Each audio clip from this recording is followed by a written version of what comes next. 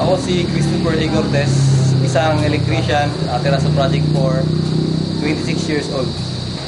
Ako ay isang simpleng magiging ama ng tahanan. Simple lang ang pamumuhay, hindi gano'ng kahirap, hindi gano'ng kayaman. Talagang hindi mayaman. Nice. May konting pangarap, sana matupad. Sana magtuloy-tuloy yung trabaho ko ngayon kasi nakaka-ilang buwan pa lang ako sa trabaho. Kaya sana magtuloy-tuloy. Isang Pilipino na namumuhay sa isang simpleng pamayanan na makikisama sa iba't ibang klase ng tao.